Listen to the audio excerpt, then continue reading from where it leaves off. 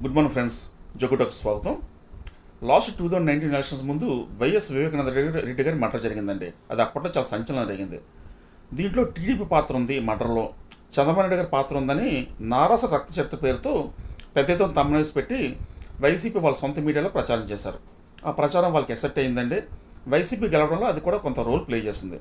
ఇక్కడ క్వశ్చన్ ఏంటంటే, వాళ్ళ పవర్లోకి వచ్చి 5 years అయిందండి. ఈరోజు కూడా ఆ మర్డర్ కేసులో సూత్రధారులు ఎవరు, పాత్రధారులు ఎవరు అనేది ప్రజల ముందు తీసుకురావడంలో వైసీపీ ప్రభుత్వం ఫెయిల్ అయింది. ఇది చాలా బాధాకరం. మోరోవర్ ఇక్కడ మరో బిగ్ ట్విస్ట్ ఏంటంటే, own family member YS Sunith గారు ఏం చెప్తారంటే, దీంట్లో మా ఫ్యామిలీ మెంబర్స్ పాత్ర కూడా ఉందని ఆవిడ క్లెయిమ్ చేస్తున్నారు. ఇక్కడంతా కూడా కన్ఫ్యూజన్ అండి. ఏపీ ప్రజలకు ఏమీ అర్థం కాని పరిస్థితి. ఇక్కడ మరో ట్విస్ట్ చెప్పమంటారా, వైఎస్ వివేకానంద రెడ్డి గారు చనిపోయినప్పుడు ఆయన గుండెపోటుని చెప్పారండి. తర్వాత గొట్లపోటుగా మారింది. ఇక్కడ మనం హ్యాపీగా ఉండాలి, పెద్దగా బుర్ర పాడు చేసుకోకూడదంటే ఆయన గుండెపోటుతో చనిపోయారని అనుకుంటే బెటర్ అండి. మనం హ్యాపీగా ఉండొచ్చు.